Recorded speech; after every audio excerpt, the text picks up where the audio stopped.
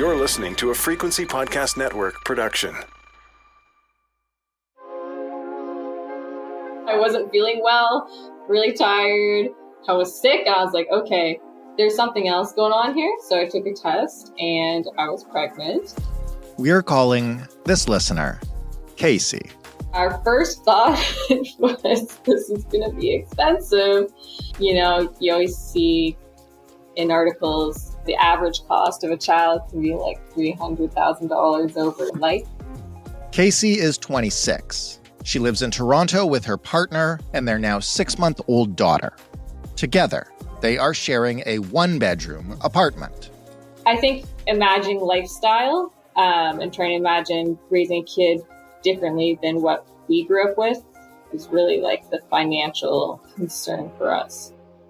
Kacey and her partner grew up in single-family homes with yards to play in. Their parents worked hard to support them on modest incomes. But now that they want to do the same for their child, it seems impossible to provide what they once had, despite being more educated and making more money than their own parents. What do you think of that?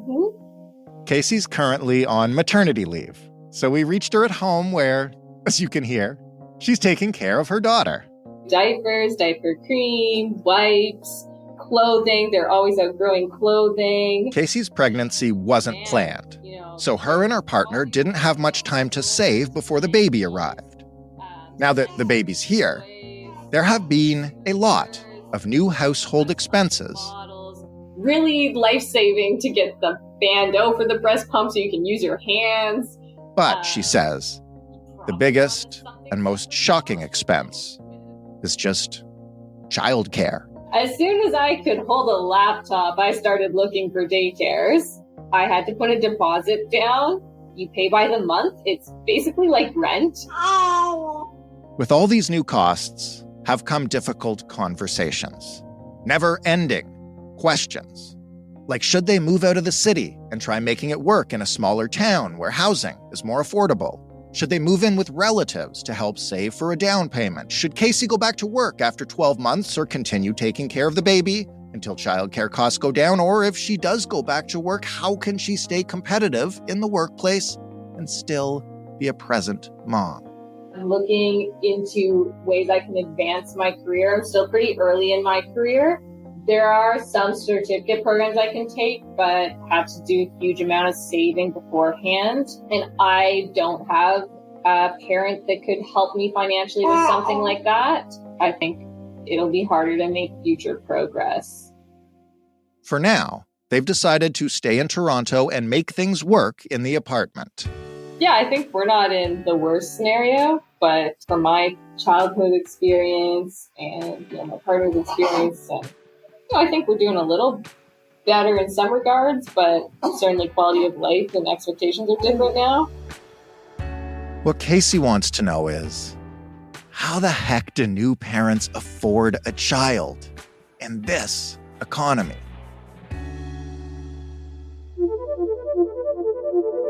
I'm Jordan Heath Rawlings, and you are listening to In This Economy. It's a show where we help you understand the systems behind your money problems, and that includes everything from grocery bills to mortgage payments, buying a car, having a kid, and everything in between. In each episode, I talk to a listener who has a financial challenge and then an expert who can explain the factors behind that problem and who can offer ideas, solutions, pivots, no perfect fixes, but things you can do even in this economy.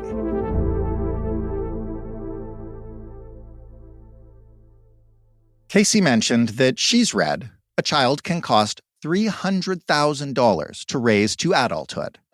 So we'll start there. Now, in 2017, a Statistics Canada study concluded that medium-income earning parents with just one child will spend $375,000 to raise them to age 17. Now, compared to this economy, 2017 was ages ago, so in 2023 dollars, that is the equivalent of $455,000. taking into account that the cost of living has risen 21% since 2017. So yes, that's a scary number. It's almost $500,000, and it's a real figure. But does it have to cost that much? To help me find out, I called Melissa Leong. I mean, there are a lot of costs that get wrapped up in this big, frightening number. Melissa is a financial expert. She's a mom of 2, and she's the author of the feel-good finance guide, Happy Go Money. Her book combines happiness psychology and personal finance to show you how to get the most delight for your dollar. I've seen other figures as well from different publications. $13,000, for example, was another recent number I saw a year. Can you do it for less? Of course you can. Right. I think of my grandparents who immigrated here with nothing, and they had a bajillion children. And you make it work. You make the sacrifices that you need to build the life that you want for your family. Only you can decide what that looks like. But is it ideal? The number that you have in terms of an income and the life that you want to live with your family? Not always, but that's kind of the reality of being human. Well, you talk to a ton of people about money and money problems, and I've seen stories that it's not just climate change scaring people off from having kids, but that young people are deciding sometimes not to have kids because they don't think they can make it work financially. Do you hear any of that in your day-to-day talking to people about money? Yes. I mean, we make a lot of decisions based on money, and family is not something that is restricted from that. But the decision to have children is a massive one, and a lot goes into that choice and that big life decision. Money is a big factor. I have many friends who have worried about that question, and I also have many friends who decided not to have more than one. They had one, they thought this is very expensive. We are happy with the life we have now. Let's not rock the boat. And I have had that conversation with my husband about, do we want to have more kids? We are in a place now where we can afford to give the ones we have the life that we're proud to give them. So absolutely, it's a factor. When you're talking to somebody about money and parenting, what do you tell them to do before they embark on parenthood? What should they be doing to determine, first of all, if they can afford to have a child, but also just if they're going to do it, how they can plan for it? When I was planning to have my first kid, I remember being really overwhelmed by all of the information on the internet. But what I found comfort in was the numbers. You can't hide from the numbers. The numbers will give you a very clear picture of what's happening right now. So getting extreme clarity on your financial situation right now. What is your current situation? Can you calculate your existing expenses, your housing bills, your debt? Where is your money going right now? And then getting an idea of, do you have a surplus? And can that surplus go to things like, priorities for the kids and looking at, your diapers, your formula, your baby gear, whatever it is. And if this is something that you're seriously considering, making sure that you look at that emergency fund that becomes, if you don't already have one, because 50% of Canadians, according to surveys, don't have an emergency fund. That's something that you definitely need to focus on as you start family planning. There are a lot of online tools and apps that assist you in estimating costs. And I think doing the homework and trying to understand parental leave benefits and how long, what the options are for you, that's super important. How do you prepare for parental leave in terms of budgeting? Because our listener, for instance, Kacey, is on parental leave right now and has had her income cut a bit and is really kind of struggling with that transition from a full-time salary to a percentage of that. That was a slap in the face for me. Why? I remember. Did that hurt you when it happened?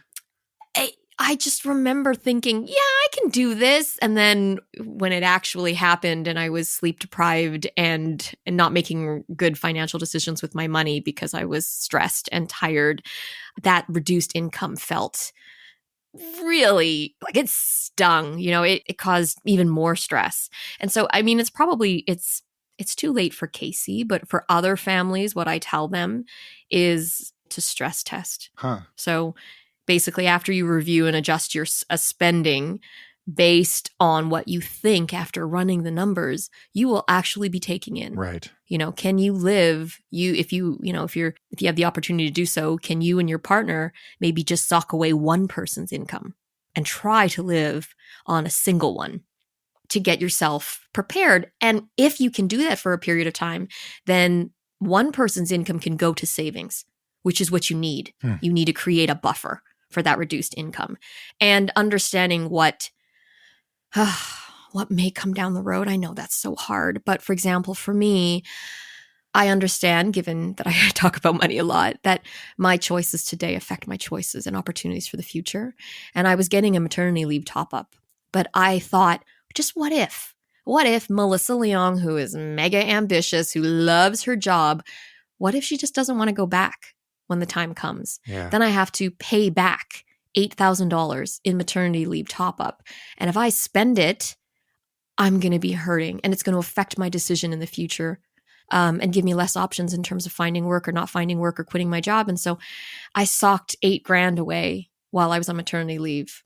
I basically got the top up and I put it right away into a separate bank account, because I did indeed make that choice and paid it all back. You paid it all back. Congratulations. Thank you. I'm going to ask you more about parental leave and careers right now, because we've segued into that. I understand you're a mom of two, and Kacey, as I mentioned, just had her first one.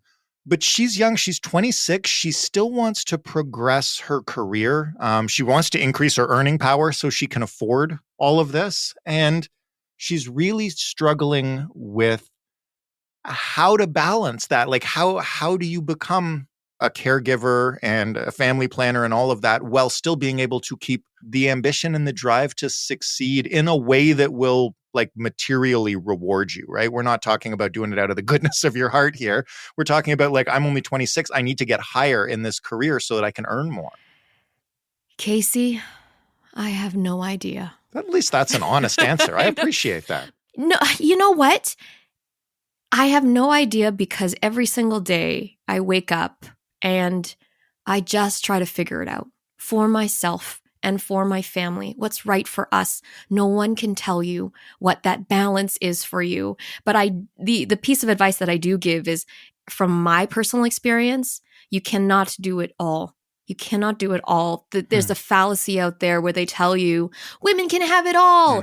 But you know what? Society hasn't caught up to you. So yes, you want to have all of those things, but you may have an employer who doesn't really have the flexibility when it comes to giving you options. You may be in a career where time away, because that's what StatsCan says, time away to take care of your children, it affects your earning potential. It affects your opportunities at work. There are some employers and some industries that are a little bit more supportive of working moms, and no one ever says working dad, right? It's just right. That's a dude. But for women, finding people who will support you, supportive workplaces, supportive mentors, that's really important.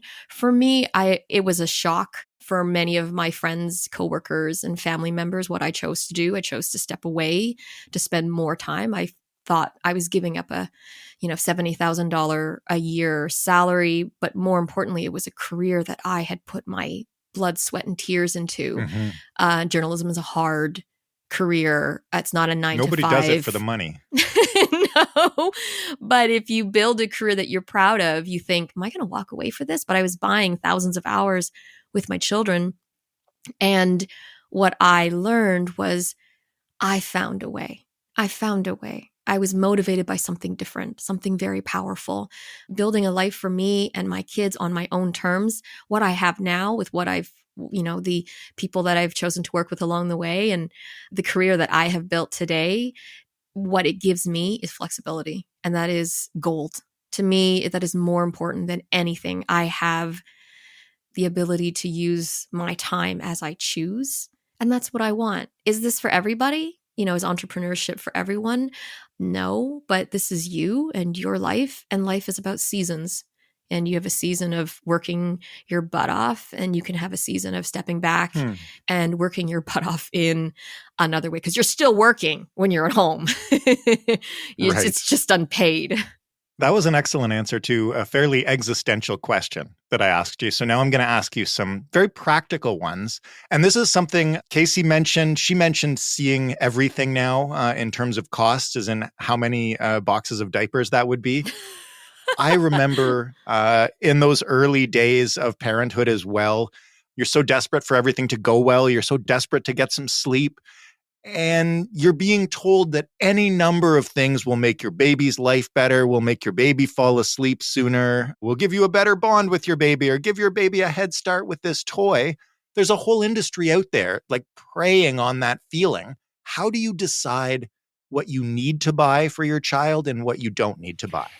When I first had Jet, my oldest, I remember not knowing what to do and what I would need. And I downloaded a list off the internet of what I needed. And then I sent that list to a bunch of my friends, asking them what they thought and to give me their lists. And I vividly remember getting my best friend's list.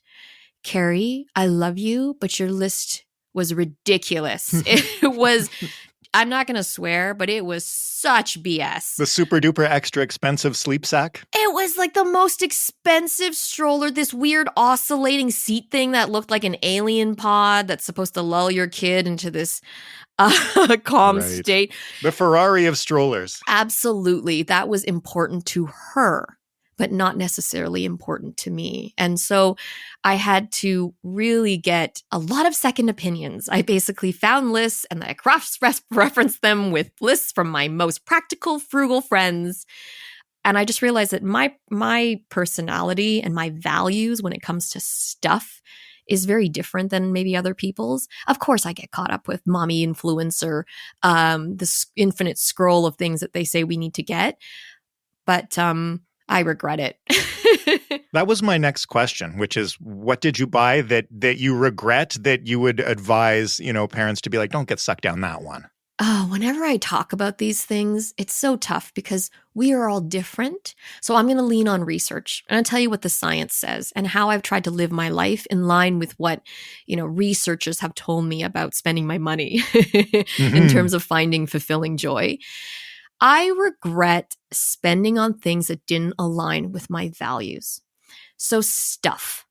I don't really value stuff. I bought a crib. The baby's never slept in it. Every single toy that I bought my kids, guess what? I regret it. The furniture, any kind of furniture that is little, I regret it. The decor, anything that's for tiny baby, regret it because it was so temporary. And there's this thing that happens in psychology, neuroeconomists explain that, especially when you've got like high pressure situations like having a kid, you have present bias. You're stressed. And present bias means you're going to think that this part of your life or this thing that's happening is going to last forever. Yeah. And that's just not the case, especially with little ones. So leaning back on what I value memories and experiences. So all the money that I spent on creating memories for my kids, like stuff that we did together, family vacations, I don't regret that. Love it. Happy. Glad I spent the money on that. Keepsakes, things that I could remember, like their little tiny handprint and just stuff that would help me experience that joy again. Still an experience like when they painted something and I put it on my wall in a frame. Never regret that. But the values thing, leaning on your values, that will help you dictate, long term, is this going to give me pain to look back and think that I spent it on this? And some things you don't know because values also change. You mentioned sleep. And back in the day with my first, I would have done anything. I would have paid anything for sleep. We spent money on a sleep coach. I spent money on all sorts of pillows and this and that. And I have changed and it's not in line with my values anymore. And this is just me confessing maybe on your podcast. But if I could take back every moment and every dollar that I spent on trying to get my kid to sleep instead of just going in there and comforting him because he was afraid at night. I'm so sad about it when I think about it. Yeah. I would, because it was temporary.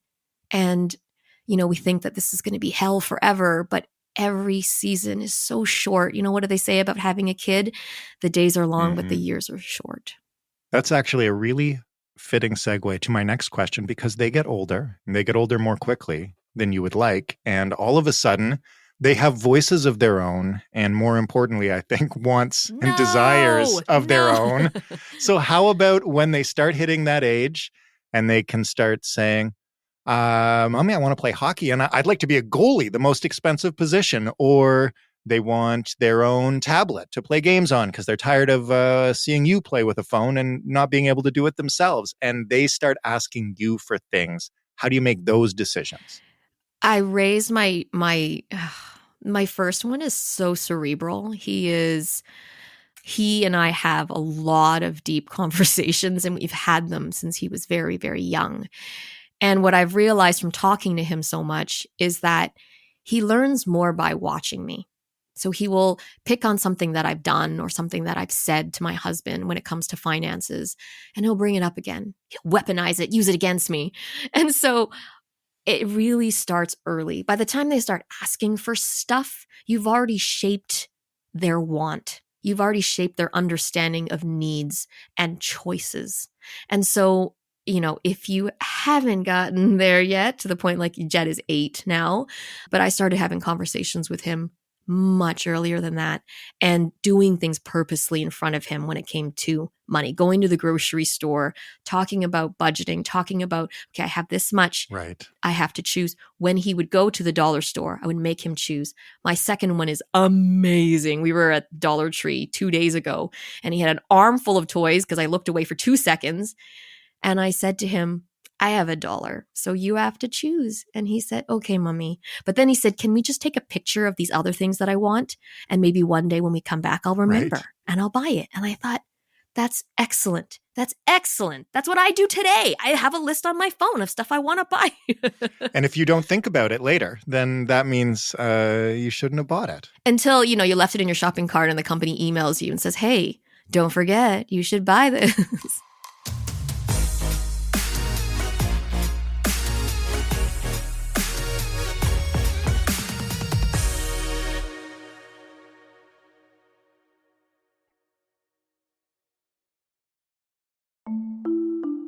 A little later on, presumably, those smart kids are going to go off to university. And I mention university not just to talk about RESPs, but also to ask you how you balance. So you're constantly facing all these in-the-moment pressures to spend that you just mentioned. And you're being told, well, they're going to go up and they're going to go to college. You better start saving up now. How do you balance that? And how do you exist with not feeling like you're either shortchanging their present or their future? I don't know. I feel like that every day.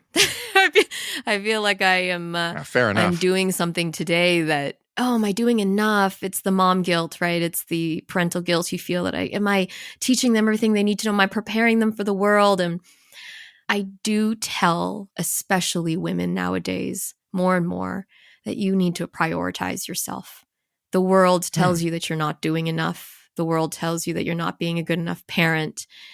And at the end of the day, all you have to do is try. And if you think about your own parents, so many of my friends, they're the children of immigrants, people who came here and gave everything to their children.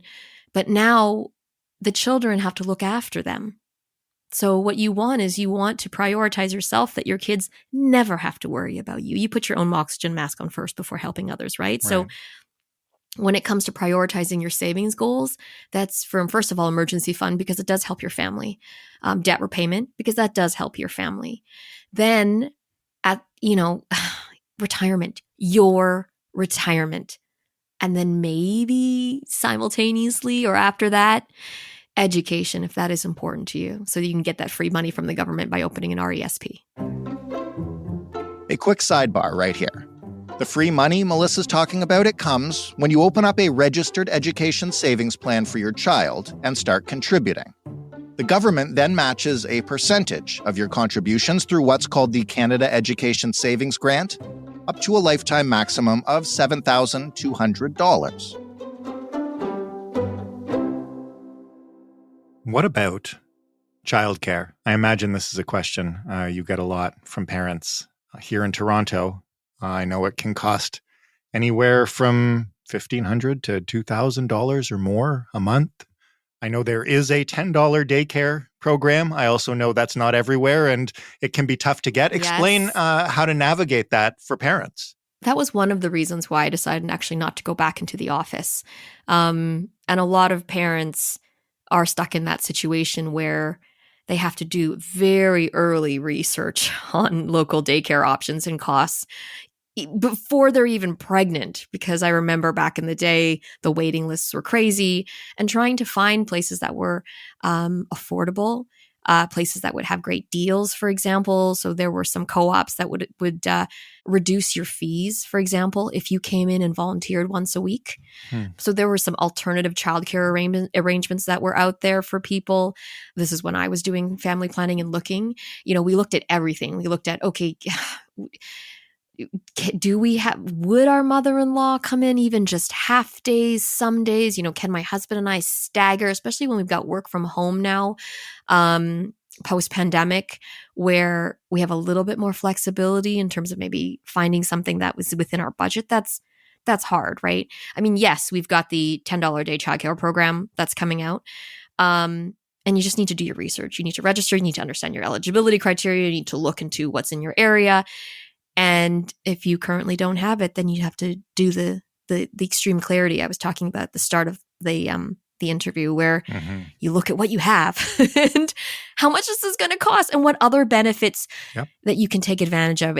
Everything is going to help, right? Your child tax benefit, your universal childcare benefit, even you've got provincial programs for additional support. All of these things, you have to do the homework.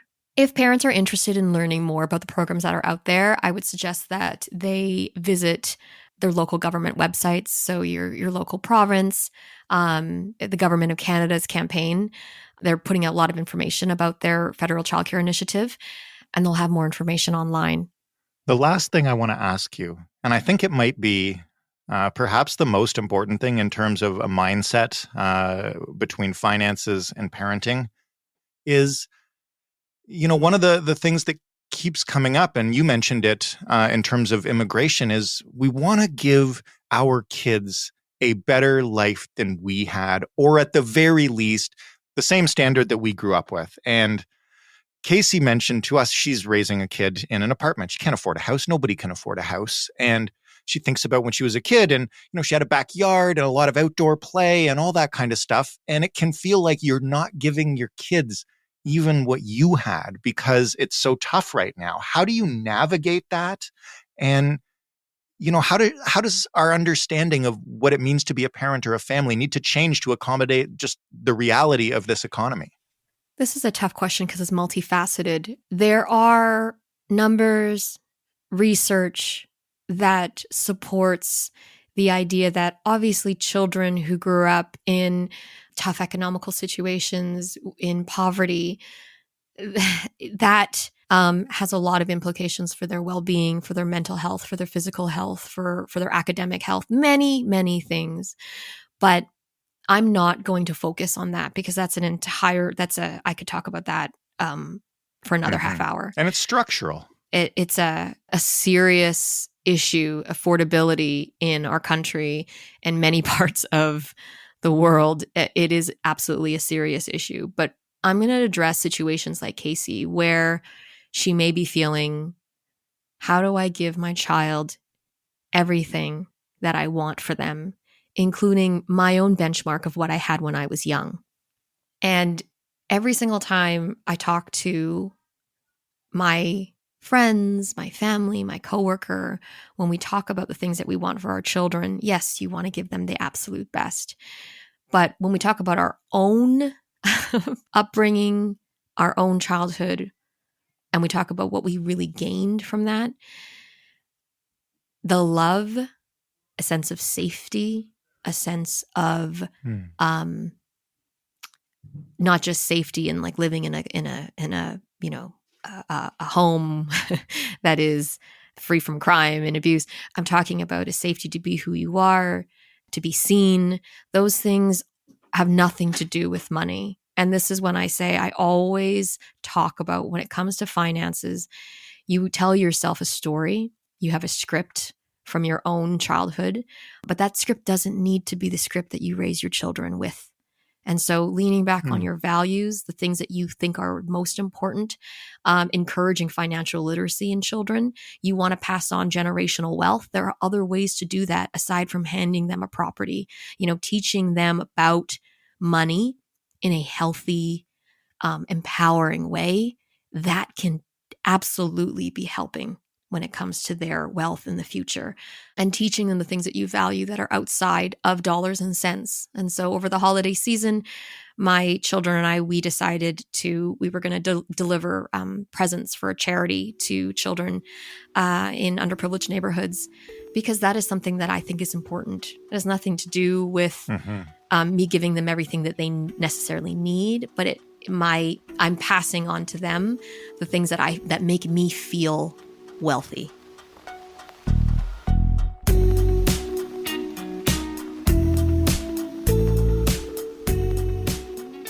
Thanks to Melissa for all of this helpful and hopefully reassuring information.